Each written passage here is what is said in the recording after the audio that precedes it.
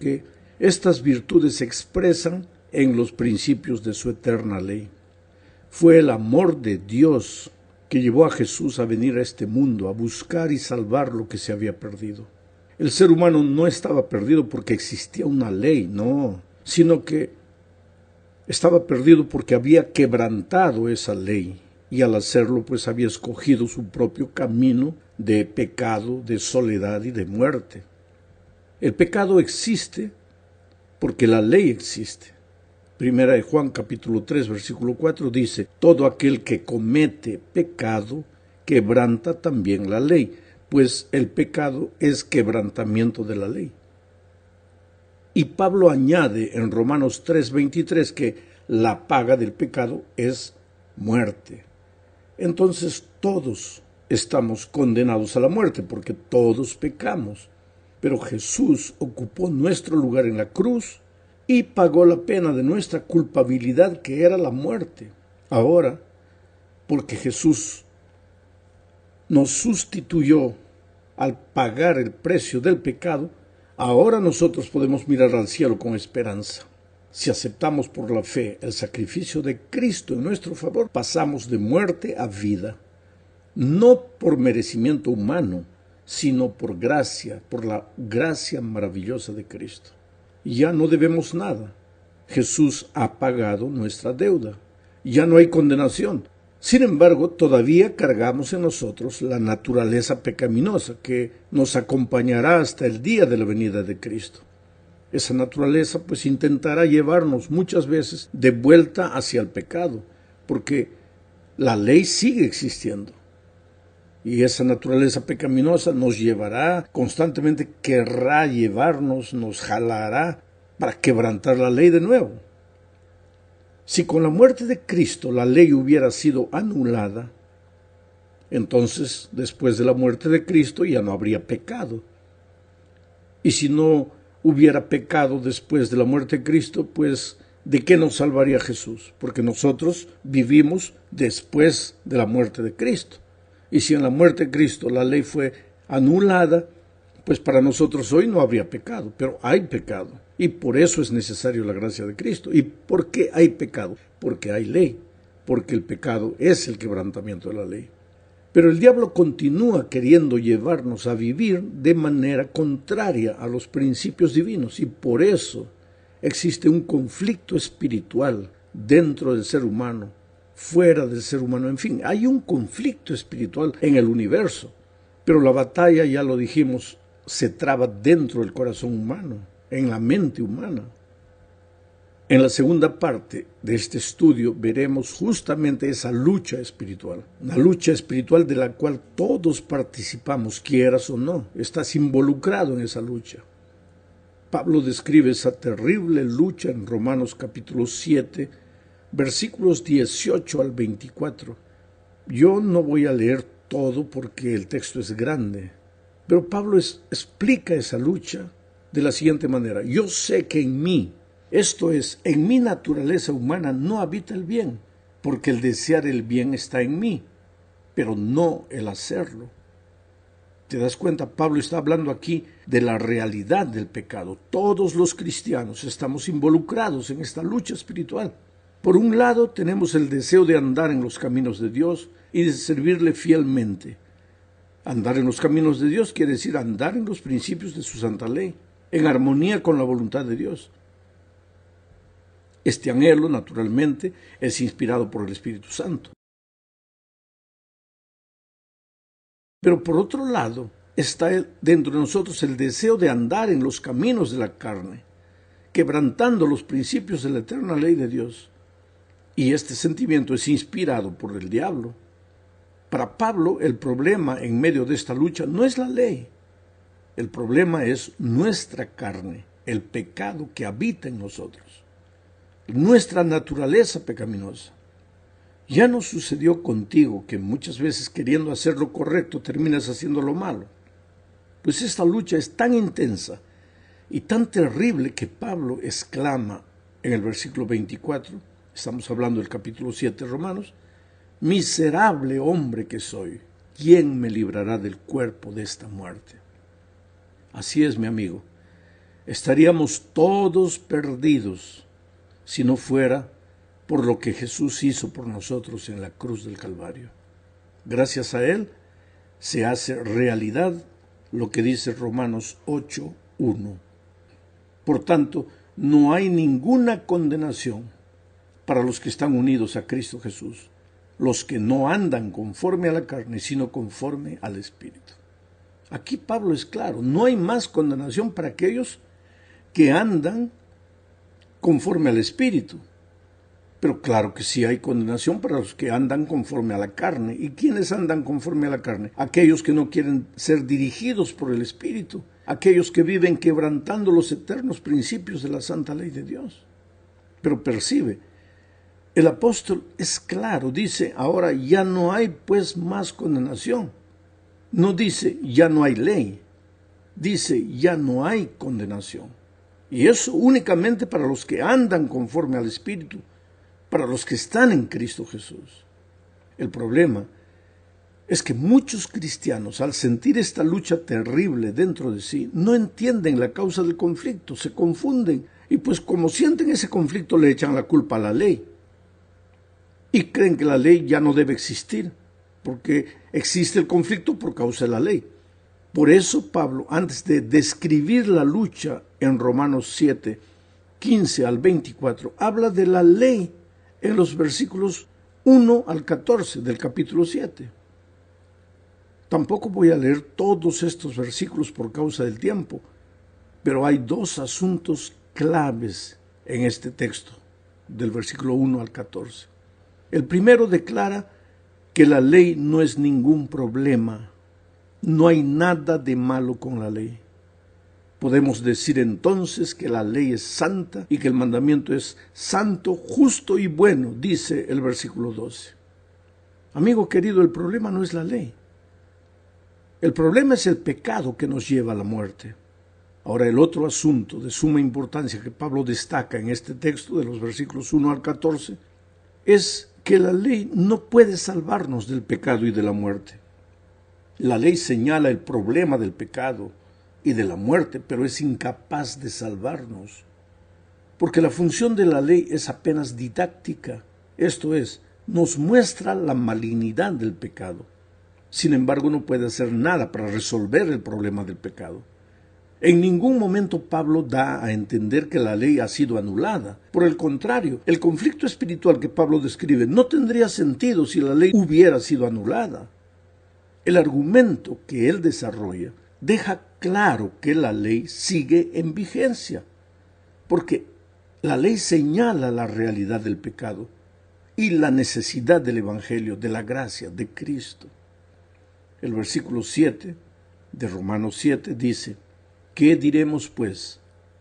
¿La ley es pecado? En ninguna manera. Pero yo no conocía el pecado sino por la ley, porque tampoco conociera la codicia si la ley no dijera, no codiciarás. En resumen, lo que Pablo está diciendo es que la ley no produce la muerte.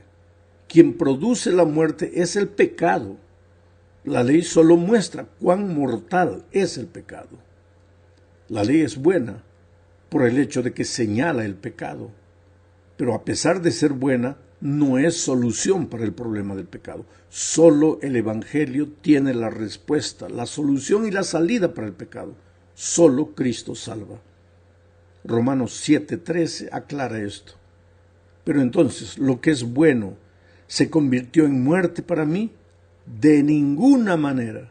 Más bien el pecado, para demostrar que es pecado, produjo en mí la muerte por medio de lo que es bueno, a fin de que por medio del mandamiento llegara a ser extremadamente pecaminoso. El pensamiento de Pablo es claro. Veamos ahora lo que sucedió con la ley después de la resurrección de Cristo. Muchos cristianos, esta es la tercera parte, muchos cristianos creen que después de la muerte de Cristo la ley ya no tiene validez. Pero en realidad, aún sin decirlo, no se refieren a toda la ley, sino solamente al sábado. Porque sería inconcebible que un cristiano robara o matara. Esos mandamientos sí tienen validad, pero el sábado ya pasó, es lo que dicen. Ya fue anulado con la muerte de Cristo. argumentan ellos. Más todavía, en realidad, ellos no dicen que el sábado fue anulado, sino que fue reemplazado por el domingo en homenaje a la resurrección de Cristo. Para eso, naturalmente, ellos citan algunos versículos de la Biblia, como por ejemplo Juan 20:19, donde se dice que la noche de ese mismo día, el primero de la semana, los discípulos estaban reunidos a puerta cerrada en un lugar por miedo a los judíos. En eso llegó Jesús, se puso en medio y les dijo: la paz sea con ustedes. Ahora, hermanos sinceros que ya no creen en la validez del sábado, argumentan que Cristo ya había resucitado y que ahora los discípulos estaban reunidos para celebrar la resurrección, el primer día de la semana. Pero el texto no dice eso. Lo que en realidad dice es que ellos estaban reunidos allí con las puertas trancadas por miedo de los judíos. El motivo de la reunión era el miedo, estaban como que escondidos. No estaban celebrando la resurrección de Cristo en el primer día de la semana. Otro de los textos que se usa para argumentar que ahora el domingo es el verdadero día de reposo, en homenaje a la resurrección, es Hechos 27. Y ese texto dice: el primer día de la semana los discípulos se reunieron para partir el pan, y Pablo estuvo enseñándoles, pero como tenía que salir al día siguiente, alargó su discurso hasta la medianoche. Aquí el argumento es que los discípulos partían el pan el domingo para celebrar la resurrección de Cristo. Pero el texto, por ejemplo, Hechos 2:46, dice que todos los días se reunían en el templo y partían el pan en las casas y comían juntos con alegría.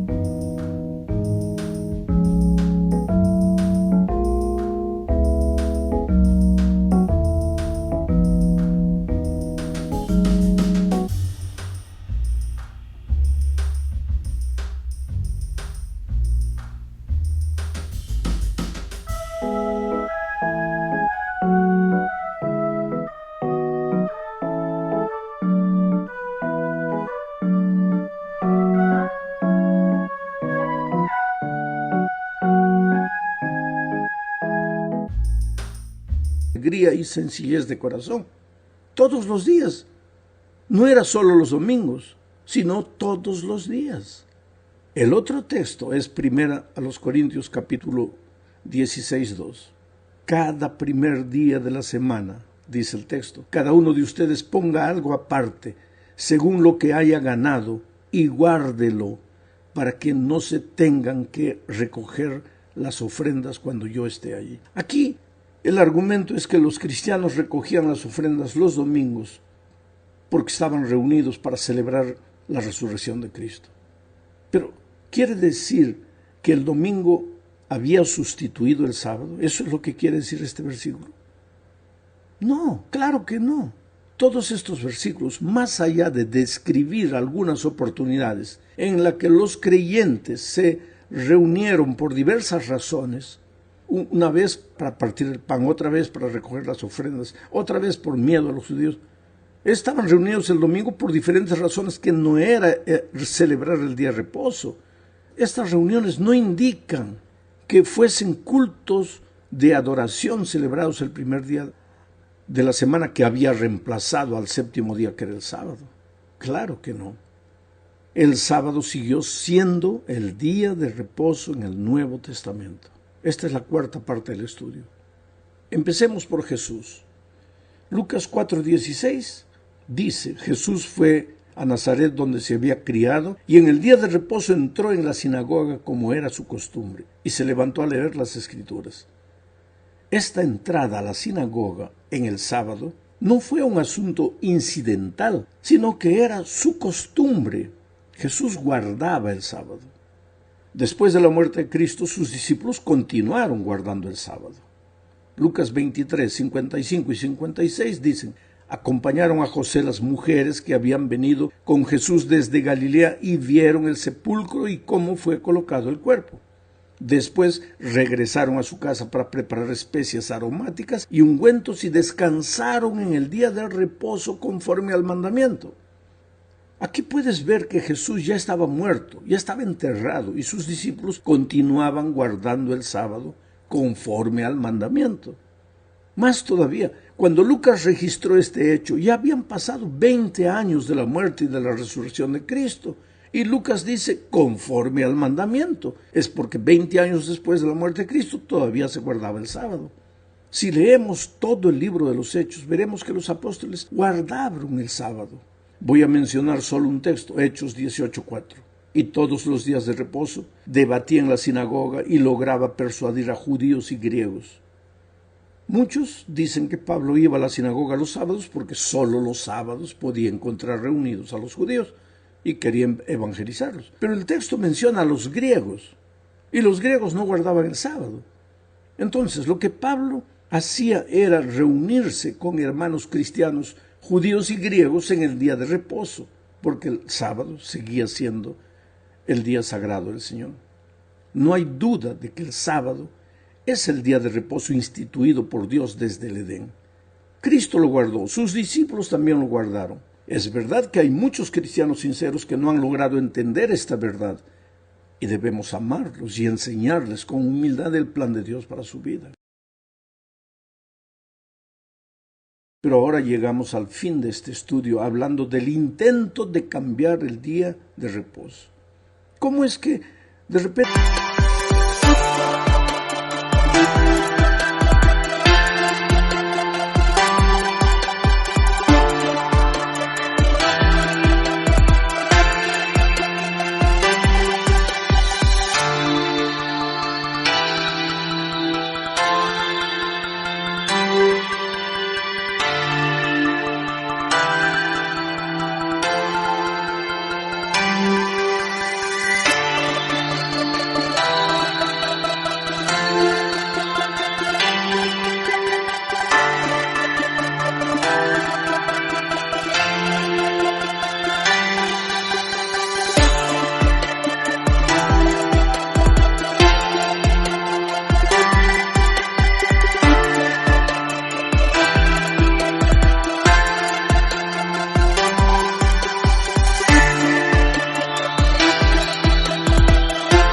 de guardar el sábado pasó la cristiandad a guardar el domingo.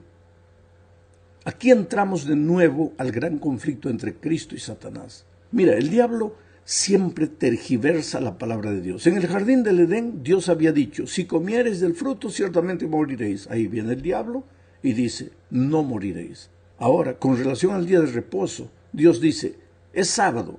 Y el enemigo viene y dice, no, es el domingo. Siempre fue así. Génesis 3:1 dice, la serpiente era más astuta que todos los animales del campo que Jehová Dios había hecho, y dijo a la mujer, con que Dios os ha dicho, no comáis de ningún árbol del huerto.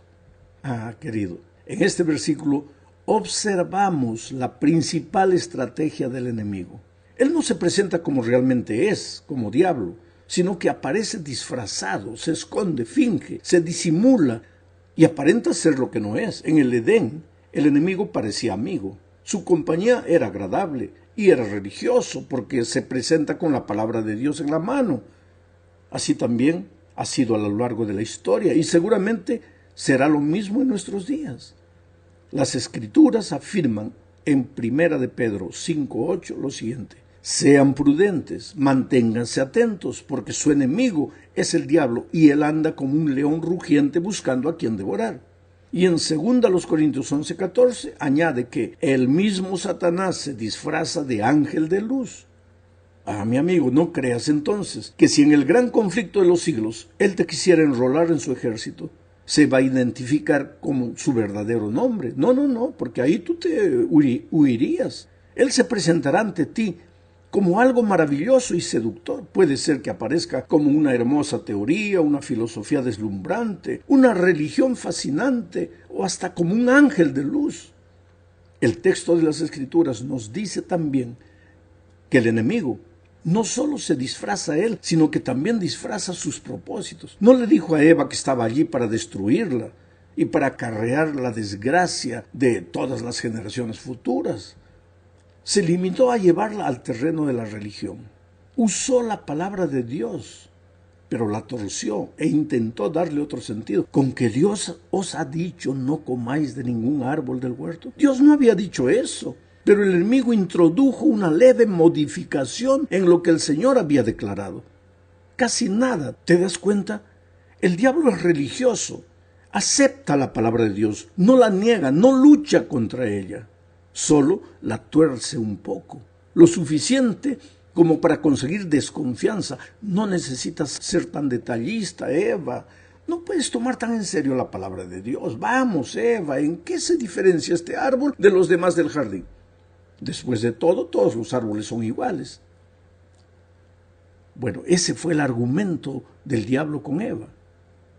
Recuerda bien este argumento, porque ha aparecido muchas veces a lo largo de la historia y seguirá apareciendo. No hay que tomar tan en serio la palabra de Dios, hay que tener mente amplia. Dios no puede estar preocupado con detalles tan insignificados de si es domingo, si es sábado.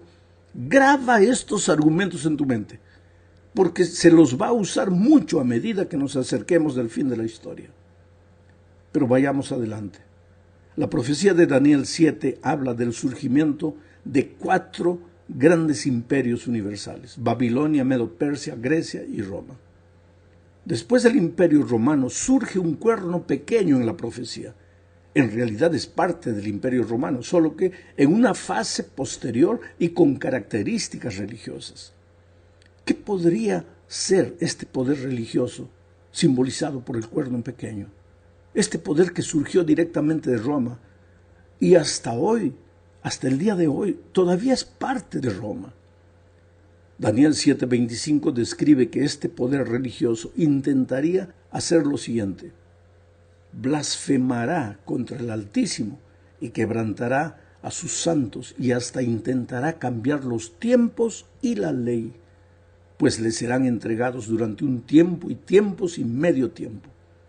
Ahora, yo te pregunto, ¿qué poder terrenal puede realmente cambiar la ley de Dios? Ninguno. Sin embargo, este poder religioso, simbolizado por el cuerno pequeño, que nació de Roma, este poder religioso se atribuye la prerrogativa de tener autoridad para cambiar la ley. No hay base bíblica para guardar el domingo. Las personas guardan el primer día de la semana por tradición, una tradición impuesta por este poder religioso.